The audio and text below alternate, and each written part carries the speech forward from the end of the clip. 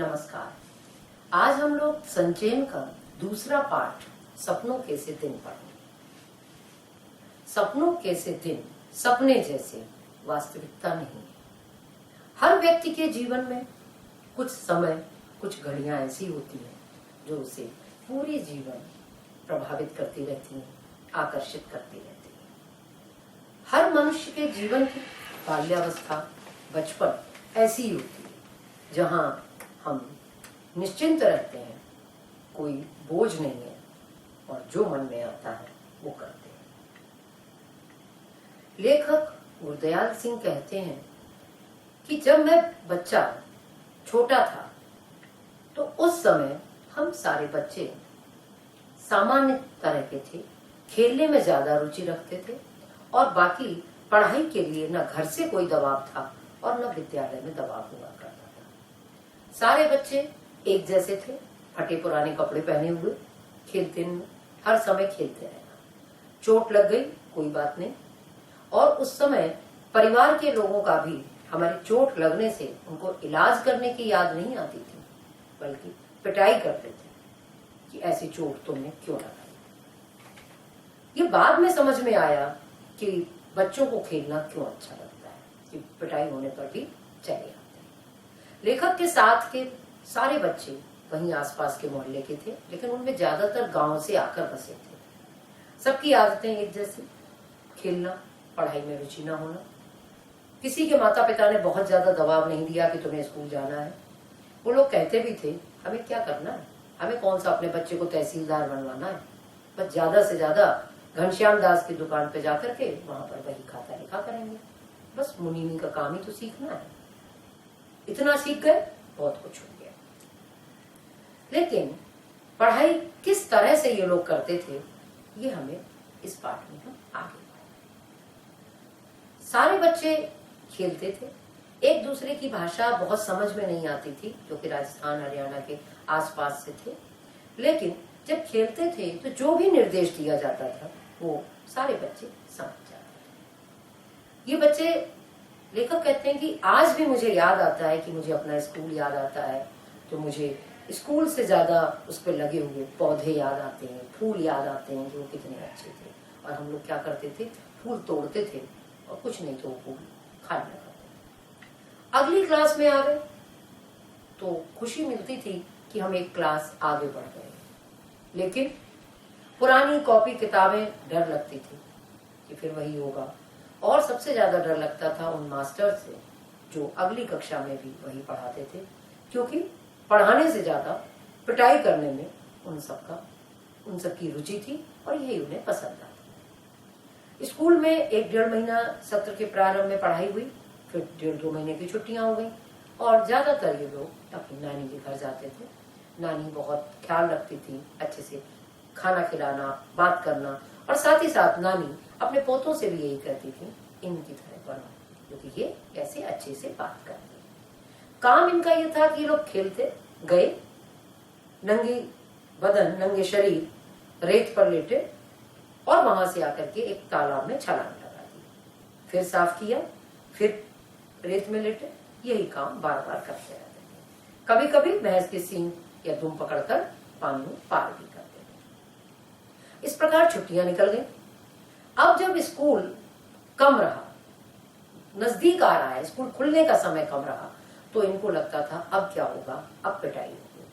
क्योंकि पहले क्या करते थे कि जब छुट्टी शुरू हुई तो इनको लगता था कि मान लीजिए गणित के टीचर ने 200 सवाल दिए, अब मैं रोज 10 सवाल रोज निकालूं तो 20 दिन में पूरे काम कर लूंगा। चलो ठीक है, छुट्टियों का अभी तो बहुत समय बाकी है, और ये खेलना शुरू कर देते।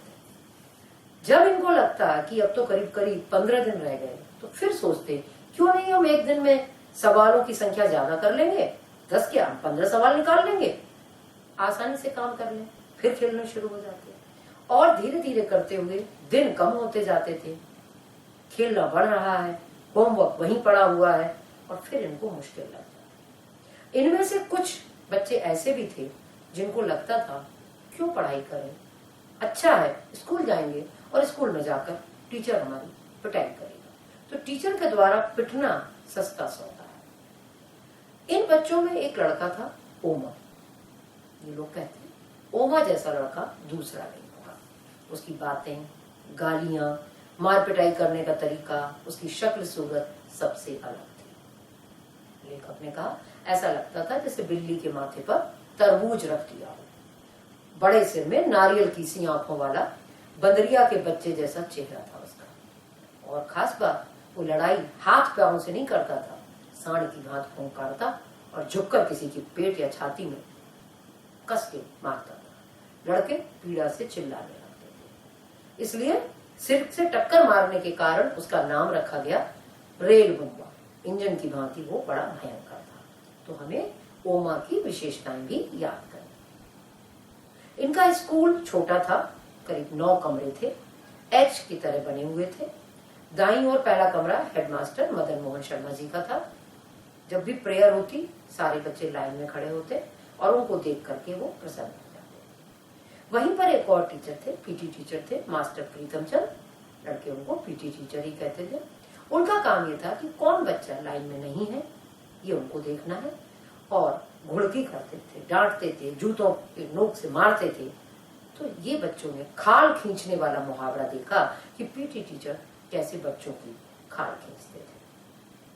हेडमास्टर साहब विपरीत स्वभाव के थे। 5वीं और 8वीं के बच्चों को अंग्रेजी पढ़ाते थे। कभी भी वो किसी को चमड़ी उधेड़ना वाला शब्द तो जानते ही नहीं थे। कभी कभी अगर कोई बच्चे ने गलती की तो लंबे हाथ की उल्टी उंगलियों से एक चपत गाल पर मार देते। ऐसा लगता था जैसे भाई भीखे की नमकीन पापड़ी मजेदार लग रही। अब इन कहते हैं कि ऐसी जगह नहीं थी जहां पर हम बड़े खुश होकर जाएं, लेकिन कभी कभी हमें स्कूल में अच्छा लगता था।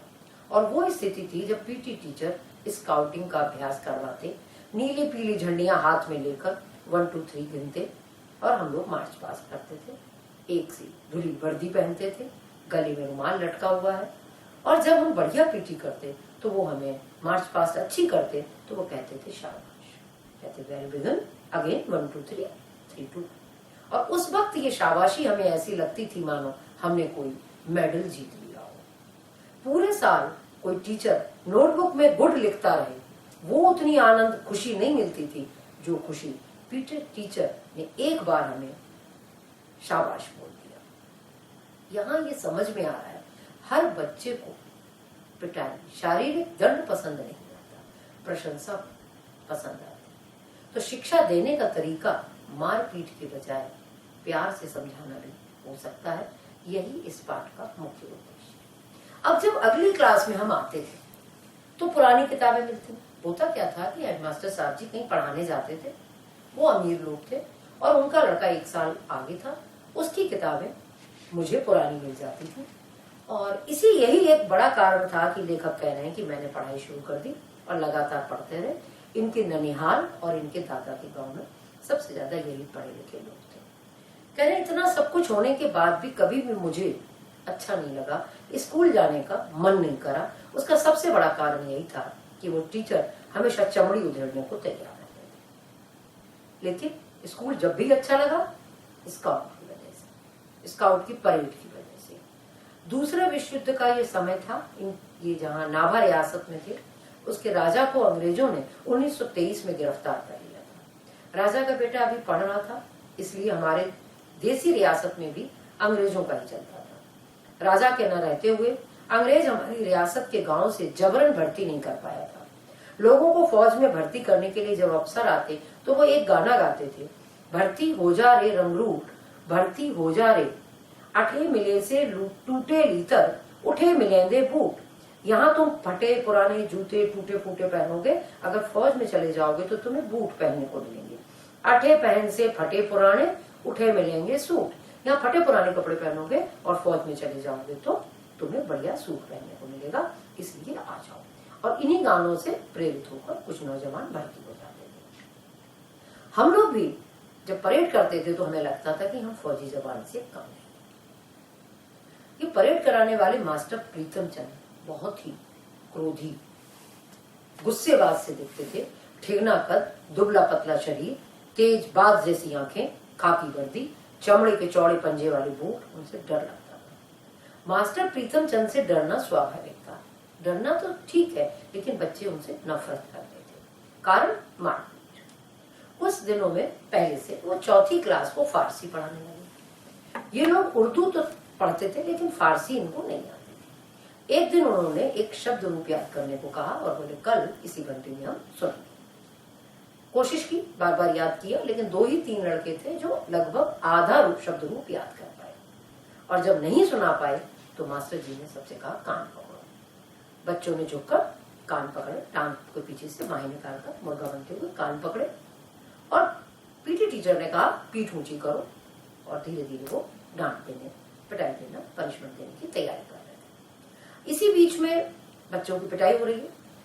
जब लेखक का नंबर आया तब तक हेडमास्टर साहब जी अपने ऑफिस में आ चुके थे।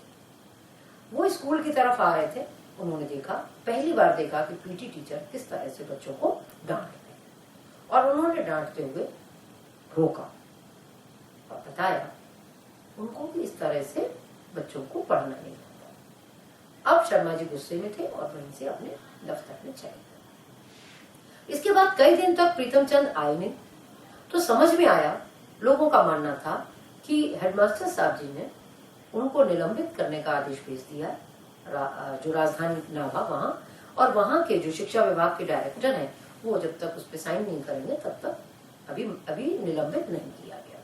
उसके बाद से पीटी प्रीतम चंद स्कूल नहीं आए, लेकिन बच्चों में इतना खौफ था कि जब भी फारसी का पीरियड स्टार्ट होता ये लोगों को डर लगता रहता, पता नहीं क्या मालूम शायद आज आ जाए। लेकिन जब कोई दूसरे टीचर, मास्टर नौहरिया राम जी या जो हेडमास्टर साहब थे वो खुद आकर फारसी पढ़ाने लगते, तब तक ये लोग इनको शांति नहीं मिलती। बाद में लोगों ने बताया कि वो तो बाजार में एक दुकान में उनकी छोटी छोटी खिड़कियों वाला एक कमरा इन्होंने किराए पर ले रखा है, वहीं रहते हैं, और वहां पर इन्होंने आराम से पिंजरे में 2-3 तोते पाल रखे हैं, उनको भीगे बादाम खिलाते रहते। कई बार लोगों ने कहा, लेकिन सबसे बड़ा बच्चों को ताजुब लगता था कि जो प्रीतम चंद बिल्ला मार मार कर चमड़ी उधेड़ देते थे, वो अपने तोतों से मीठी मीठी बातें कैसे कर लेते थे। हमारी समझ में तब ये बातें नहीं आती थी, बस इन्हें अलौकिक मानते थे। इस पाठ में महत्वपूर्ण बात है, शारीरिक दंड देना है या नहीं देना। शारीरिक दंड देना गलत है। कभी भी बच्चे शिक्षा प्राप्त करें, भय से शिक्षा प्राप्त करें, ये संभव नहीं है। मास्टर प्रीतम चंद का पढ़ाना, उनका तरीका, उनका डांटना गलत है। आज जरूरत है अध्यापकों को कि वो हेडमास्टर साहब की तरह प्यार से समझाएं। गलती हुई तो हल्का सा हाथ चपत लगाते हुए, बच्चे मुस्कुरा रहे हैं, अपनी गलती का एहसास कर रहे हैं, ये करें। तो लेखक को आज भी लगता है कि वो मेरे बचपन के जो दिन थे वो किसी सपने से कम नहीं थे। ये पाठ हमें इसी तरह से कहानी की तरह पढ़ना होगा। धन्यवाद।